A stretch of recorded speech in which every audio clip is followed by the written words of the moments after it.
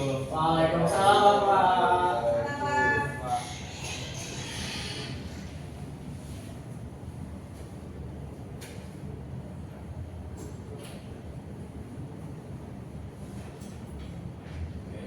Sebelum kita mulai, kita doa dulu. Saya, Pak. Sebelum kita mau mulai pelajaran ini, sebaiknya kita doa dulu. Doa dimulai. Amin. Doa selesai. Memberi salam. Assalamualaikum warahmatullahi wabarakatuh. Oke, sebelum kita melakukan kegiatan pembelajaran, apa baiknya kita makan absen dulu. Saya juga baru pertama kali juga di sini, jadinya kita absen dulu biar kenal. Ya.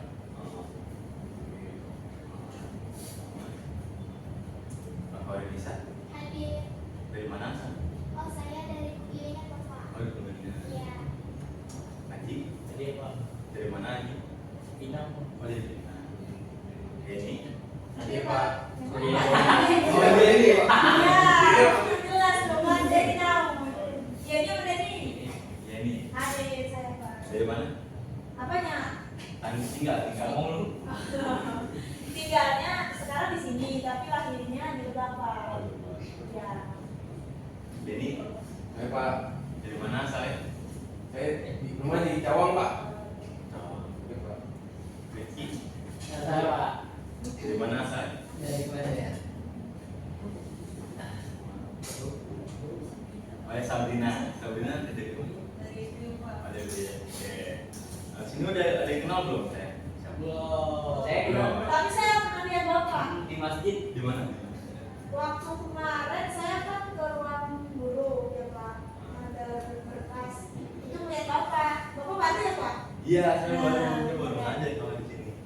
Ya mungkin nanti udah kenalan, saya juga mau kenalan juga. Kenalkan nama saya Muhammad Fahmi, saya dipanggil Pak Fahmi ya. Di sini. Ya, jadi saya ingin sini saya ngambil pelajaran geografi, biasanya ngajar tentang geografi ya. Oke, di sini udah ada yang tahu belum kita belajar tentang apa? Geografi. Kan, ya itu nama intinya, cuman kita ada baru awal lah.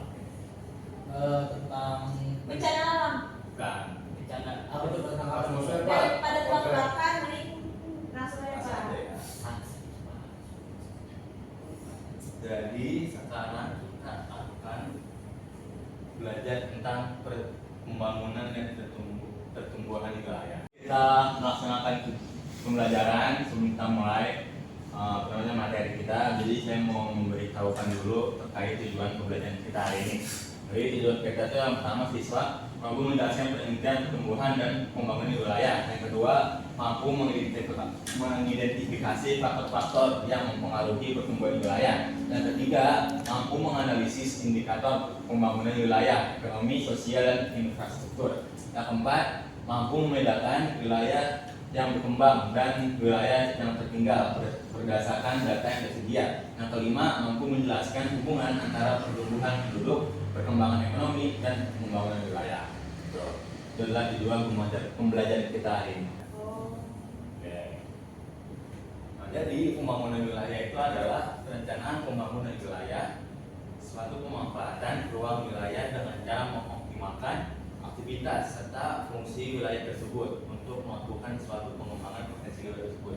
Jadi pembangunan wilayah itu adalah sebuah perencanaan pembangunan di wilayah tersebut dengan memanfaatkan ruang wilayah dan mengoptimalkan aktivitas serta fungsi wilayah tersebut untuk melakukan suatu pengembangan potensi dari wilayah tersebut. Nah, terus ada perencanaannya.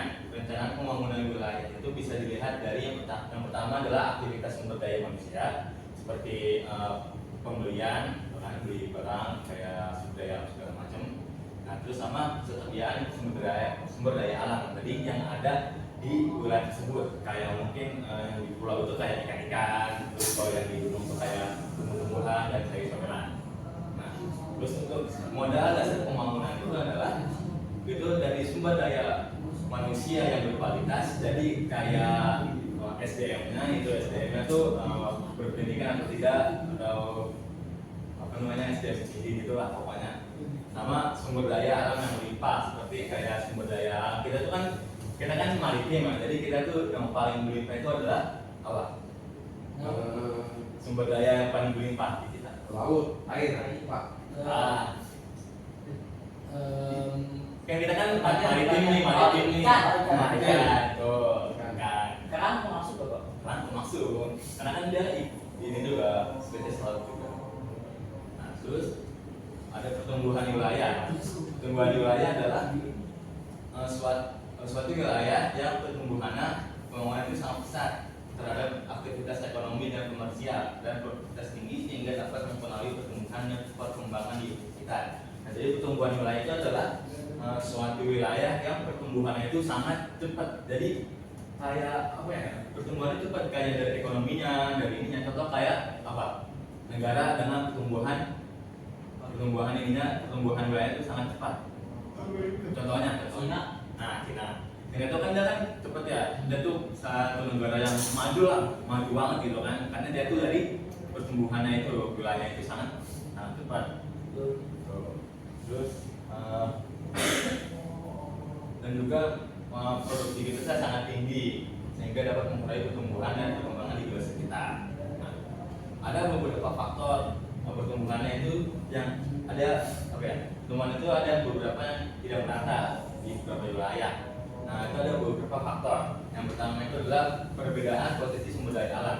Jadi di setiap wilayah itu berbeda gitu pertumbuhan potensi sumber daya alam. Nah, misalkan contoh kayak di laut kan dia kan lebih sering ini ya, banyaknya tuh lebih sering ke ikan ya kan. Sedangkan kalau yang di gunung itu kan dia lebih sering ke tumbuh-tumbuhan, ya kan. Nah itu jadi ada perbedaan lah gitu potensi sumber daya alam di sumber daya alam di wilayah yang lain. Nah, terus yang kedua adalah perbedaan sumber daya manusia. Nah, jadi ada beberapa wilayah yang dia tuh memang sumber daya manusia itu dikit, kayak emang cuman berapa ratus ribu gitu. Kayak mungkin kayak Papua, kayak Kalimantan gitu kan, dia kan emang populasinya dikit kan, nggak sampai 1 juta. Sedangkan kayak di kota-kota pusat, contoh kayak di Jakarta, di Jawa itu kan banyak tuh, sampai kayak jutaan gitu. Tuh, ada perbedaannya. Nah, terus yang ketiga adalah perbedaan jaringan transportasi dan komunikasi. Nah ini, jadi ada beberapa perbedaan jaringan. Jadi di beberapa wilayah itu tuh ada beberapa jaringan yang udah maju banget. Contoh kayak di Jakarta gitu kan, kita kan udah ada LRT, MRT, udah TJ di mana-mana gitu kan. Sedangkan kalau misalkan di wilayah lain di Indonesia, contoh kayak di Papua atau di Kalimantan itu kan dia rada jarang ya, benar-benar nggak ada transportasi umum itu kan benar-benar nggak ada. Kayak paling cuma sekedar angkot atau mungkin apa sih yang mobil roda 3 tuh? Bentor. Nah iya, kayak bajai gitu. Ya bajai, itu doang kayak di sana tuh mungkin TJ nggak ada, LRT itu nggak ada. Terus yang keempat itu adalah keadaan wilayah yang berbeda. Jadi ada beberapa wilayah itu yang memang dia tuh beda keadaannya. Misalkan kayak di Bekasi kan kayak panas gitu ya kan. Iya. Satu orang satu matahari gitu kan. Ada juga yang emang dingin banget kayak contoh kayak di Bandung, ya di pegunungan gitu kan. Ada juga yang mungkin sering hujan atau kayak di Jogja gitu. Jadi ya, setiap wilayah itu berbeda-beda kayak tempatnya.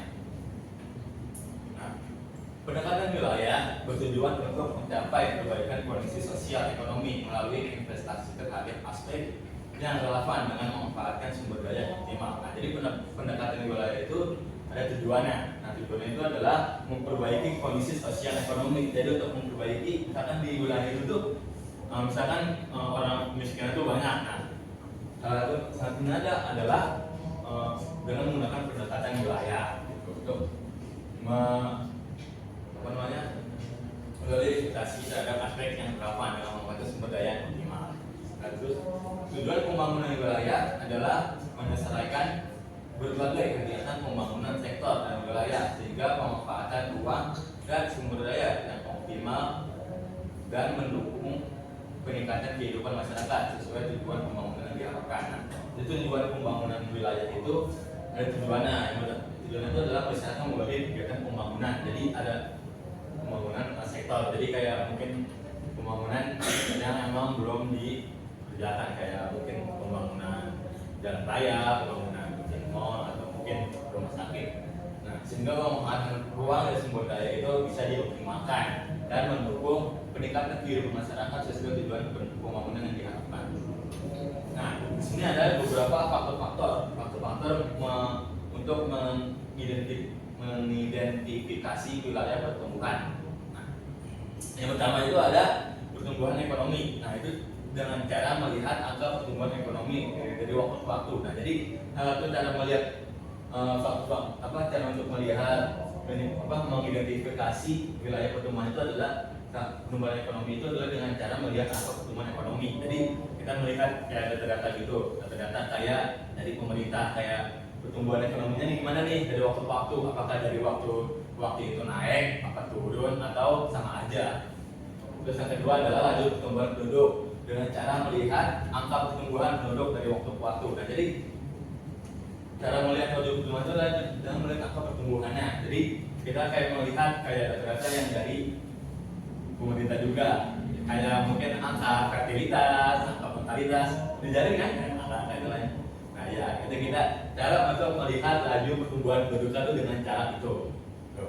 Nah, terus yang ketiga adalah perkembangan pemukiman dengan cara melihat perkembangan perubahan penggunaan lahan. Nah, jadi kan mungkin kalian kayak ada ya mungkin di rumah kalian itu yang mungkin dari dulu kalian mungkin sering pernah tinggal, tapi pas misalkan nih udah lama banget nih awal jadi lahan, terus tiba-tiba beberapa tahun berikutnya itu udah jadi pemukiman. Ada nggak kayak gitu rumahnya? Jadi awalnya lahan kosong terus jadi rumah.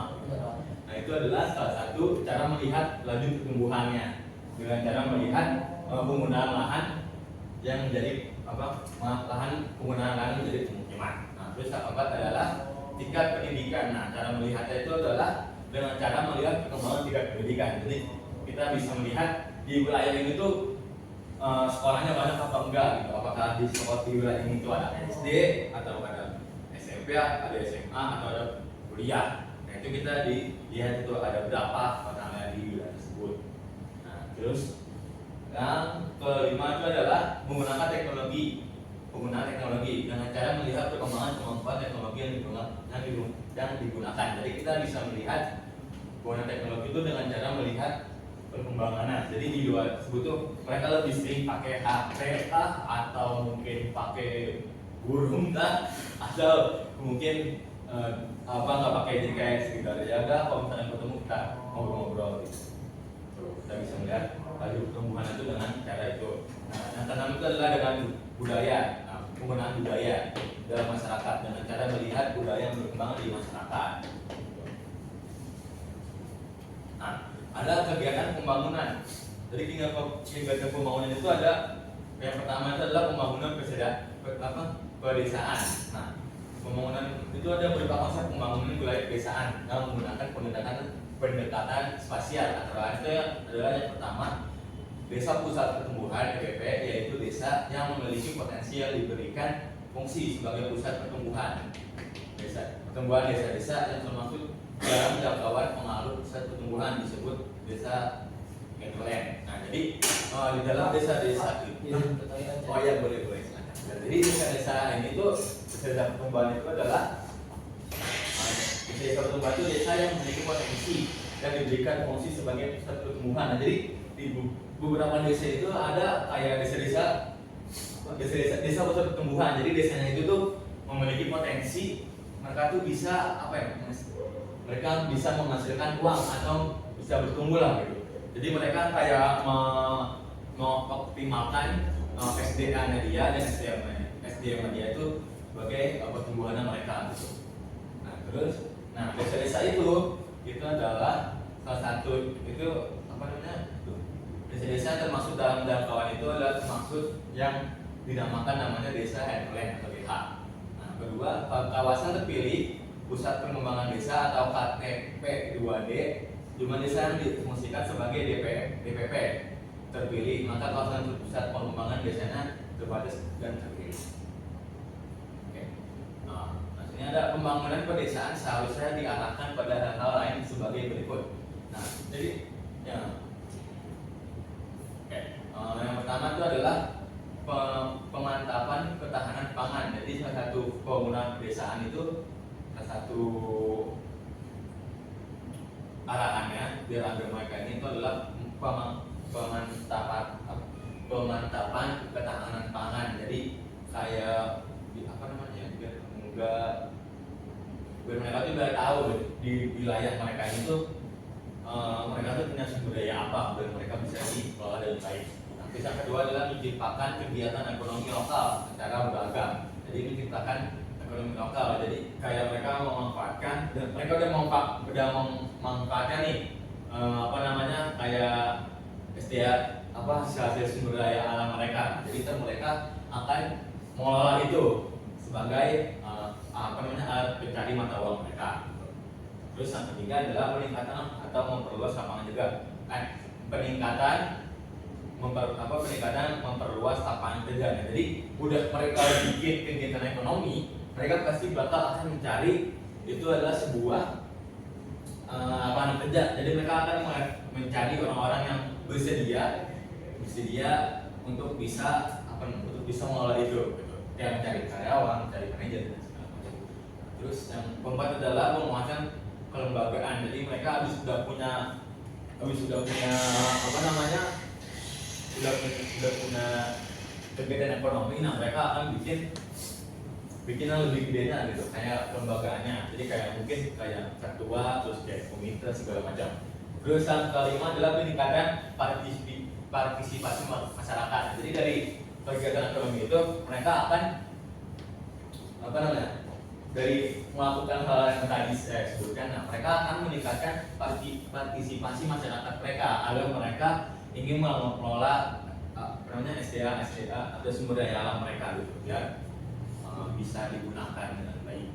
Nah terus yang keenam itu adalah peningkatan kelestarian lingkungan hidup pedesaan. Nah yang kedua itu adalah pembangunan perkotaan. Nah pembangunan perkotaan itu adalah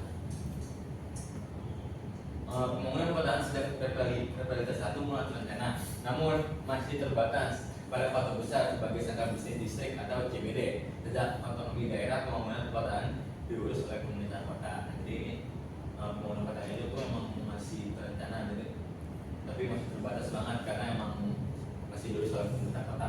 Nah terus indikator keberhasilan pembangunan. Nah jadi ada indikator keberhasilan pembangunan kota. Nah yang pertama itu adalah kelestarian pembangunan hidup.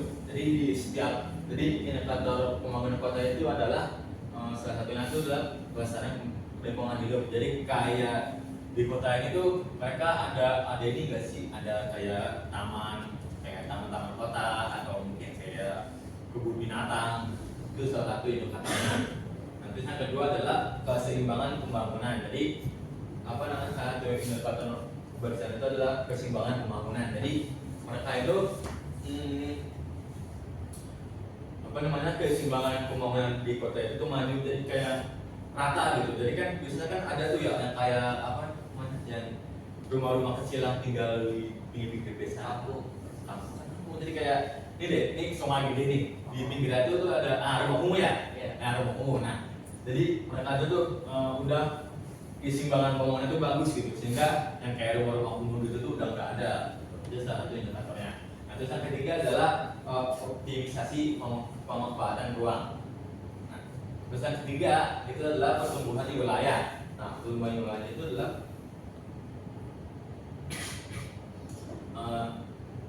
adalah wilayah memiliki tingkat pertumbuhan dan perkembangan yang besar, sehingga wilayah tersebut akan menjadi pusat pembangunan yang bisa dipengaruhi wilayah-wilayah yang ada di sekitar. Jadi pertumbuhan wilayah itu adalah wilayah yang mereka itu pembangunan pusat. Nah, sehingga wilayah-wilayah yang ada di sekitarnya itu tuh mempengaruhi lah atau dipengaruhi biar mereka itu sama gitu, punya pembangunan mereka bisa bertumbuh dengan cepat juga. Nah hal ini dapat dilihat adanya kemajuan dan peningkatan fasilitas di berbagai bidang.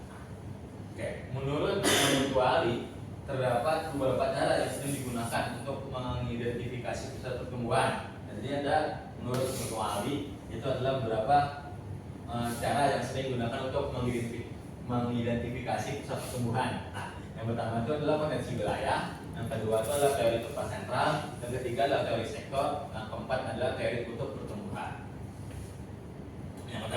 potensi wilayah. Nah, potensi wilayah itu adalah dalam mengidentifikasi potensi suatu wilayah yang menjadi pusat pertumbuhan dapat dilakukan dengan cara menginventarisasi potensi utama yang ada di daerah tersebut. Nah, contohnya itu adalah contohnya itu adalah Pulau Bali. Jadi Pulau Bali itu mereka tuh kan potensinya banyak ya. Kayak mereka itu tuh kayak mereka tuh cuma cepat gitu. Mereka juga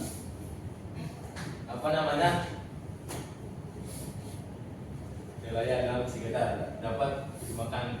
Jadi kayak Bali ini tuh dia potensi wilayahnya tuh tinggi lah gitu, tinggi. Jadi makanya mereka tuh lumayan. Saya tugas buat kalian itu adalah buat 2 kelompok minimal kata orang. Nah, terus buat rusum tentang pembangunan dan pertumbuhan wilayah yang ada di PPT yang bakal berikan. Oke, langsung aja ya dibuat. Ini kelompoknya udah gede gitu loh. Belum. Mau saya bagiin aja. Boleh. Bapak aja deh ya bagi. Ada sebenarnya kan ada berapa nih? 1, 2, 3. Ini kelompok 1. 1, 2, 3, 4 ini kelompok 2. Musuh tidak. Nah, tugasnya ini tadi yang belum ini tugasnya bikin resum tentang pembangunan dan pertumbuhan wilayah yang ada di PPT tadi yang Bapak berikan. Baik, Pak. Ya, boleh ya, langsung bikin ya. Resumnya aja deh.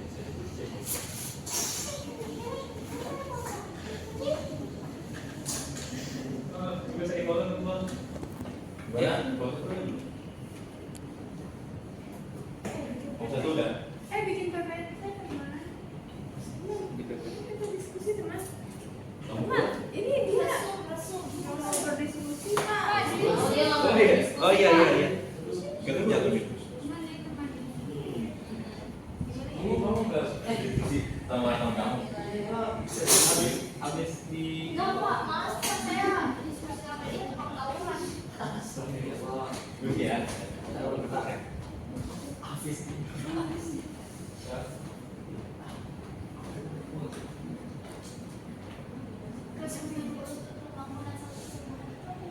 Oke, waktunya 3 menit ya.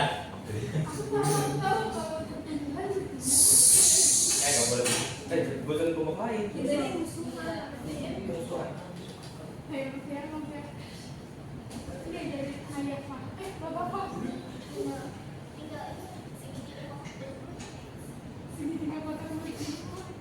Kecil itu.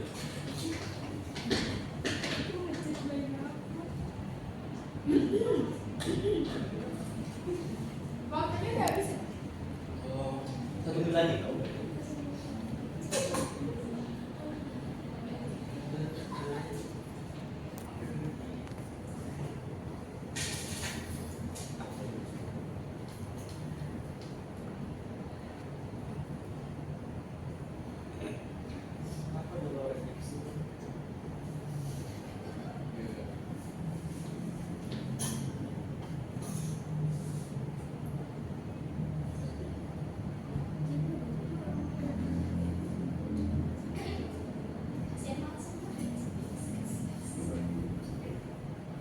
Oke, anak-anak, apakah sudah? Sudah Pak. Sudah ya.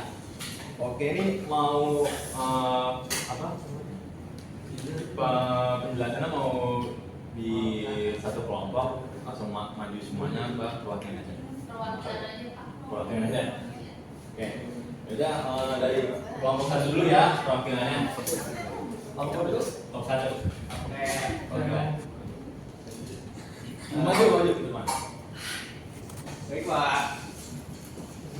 Jadi hasil kesimpulan dari kelompok 1 itu adalah pembangunan dan pertumbuhan wilayah itu memiliki banyak faktor dan banyak sekali yang harus disahkan dari modal dan segala macamnya.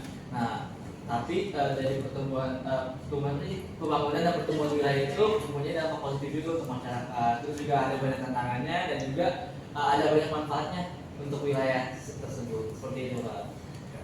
Oke, tepuk tangan dulu untuk kelompok 1. Dulu ya. Oke, selanjutnya buat kelompok 2. Perwakilan. Awas saja, lo lebih bagus. Oke, sebelumnya Keren banget gimana?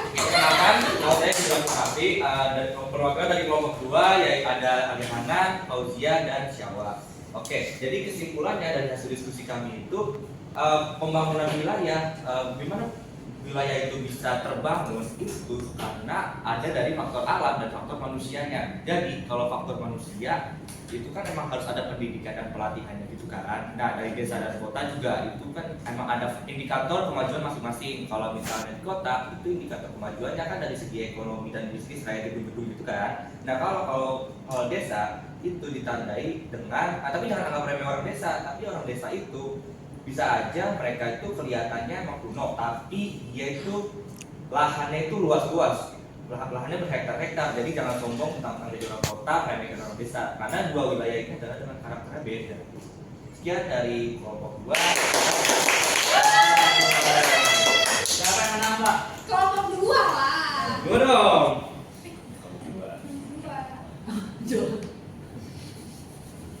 Oke, karena sudah mempresentasikan semuanya, jadi Bapak ingin memberikan kesimpulan di pertemuan kita hari ini. Jadi pertumbuhan wilayah itu adalah terjadi ketika suatu wilayah mengalami perkembangan besar dalam kegiatan ekonomi, infrastruktur dan produktivitas sehingga mampu mempengaruhi daerah sekitarnya. Namun pertumbuhan ini seringkali tidak merata karena perbedaan potensi SDM, SDA, transportasi dan potensi geografis. Oke, mungkin segitu aja pembelajaran kita hari ini. Kurang lebihnya mohon maaf. Karena apa saya datang dari saya, datang benar itu dari Allah Subhanahu wa taala. Oke, akhir. Wassalamualaikum warahmatullahi wabarakatuh. Waalaikumsalam warahmatullahi wabarakatuh. Terima kasih.